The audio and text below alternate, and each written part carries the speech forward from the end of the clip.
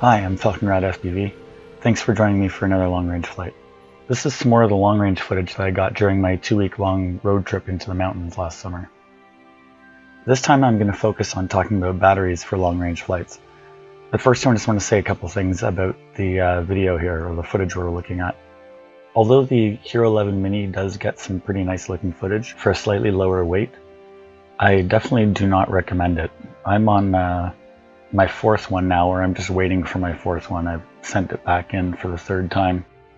From my own experience and from what I've heard from others, the Hero 11 Mini is notorious for failing and just stopping to work, having battery issues, and yeah, mine have all malfunctioned after just a few weeks. The best one I had was the first one. That lasted me 4 or 5 months before I had any problems with it. I've been posting lots of videos, and I've been saying I'm using the Hero 11 Mini. I just want to get that out there that I don't really recommend it. But I'd recommend probably just going with the Hero 12 now over the Hero 11 Mini. Or if you really want something lighter, then maybe thinking about getting a GoPro Bones. Enough about that. Alright, but on to batteries now. One of my motivations behind wanting to talk a bit about batteries for long range is the comments I often get about batteries involve trying to get the most milliamp hours you can for the best weight or the maximum flight times. And I just wanted to say, in my opinion, that's not really where you want to be at when you're thinking about purchasing batteries for long range. For instance, I have several 6S batteries made out of 21700 cells. So I can use 2 of those together and fly with them on either my Rad Lion or my Falcon RPM or the Falcon 7 build. They'll all carry it. But the weight is really starting to get up there a bit. Although I'll get some really good flight times with all 3 of those with it, especially with the Rad Lion. I get some great flight times with it. I think I can get 26 kilometers with a GoPro with the 6S 2P with the Samsung 50S cells. But it really doesn't feel as nice to fly.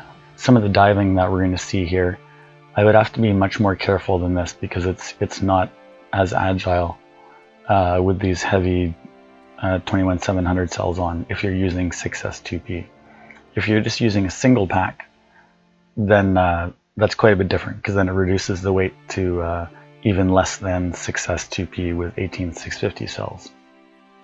I find with 6S 2P, when the 2 packs are sharing the current output together, it's a little more reliable, I find, when you have to just punch it for a while to help out with wind, or when you lose video and you want to gain a bunch of altitude really quick.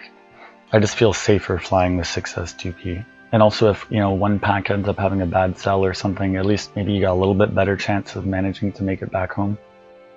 So like I was saying earlier, with 21700 cells using the 6S 2P configuration, it ends up being a little on the heavy side for agility and handling. This is why my favorite configuration to fly with for the last few years has been 6S 2P using 18650 cells. Most of my 18650 packs are made from Molicel P28A lithium-ion cells, so 2800 milliamp hours for each pack. And for 90% of the flights you'll see in my videos, those 18650 packs are more than enough to complete them.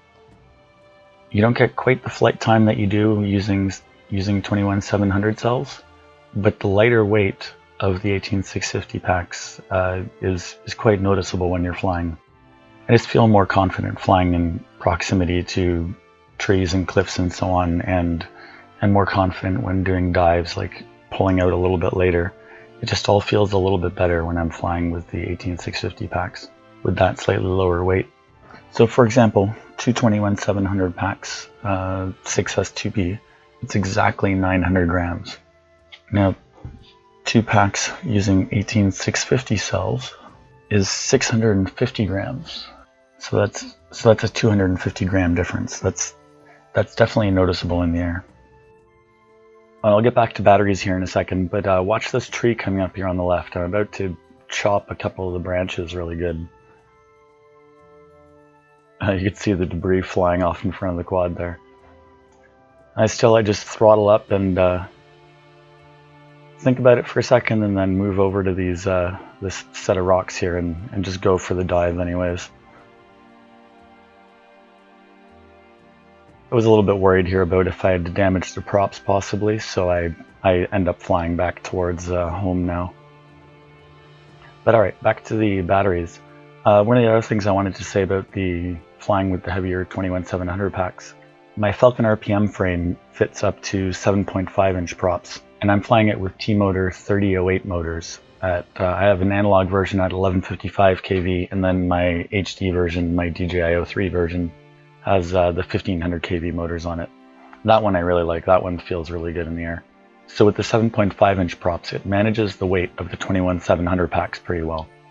Definitely better than the Rad Lion with the 7 inch props. But I still notice, even with the bigger props and bigger motors, that I much prefer how it feels to fly with the 18650 packs on there instead. But I will use the 21700s just to get that extra flight time in there if I need it, depending on where I'm flying, or if I want to have a couple of extra tries at getting some shots while I'm up there. But yeah, my favorite way to go is always 6S2P with 18650 packs. I'm not sure if I'd actually mentioned this at all yet, but I'm flying this with my Rad Lion using 6S2P and of course 18650 packs. So I was lucky enough to be able to do this trip with my friends Bannister Post and MacTac.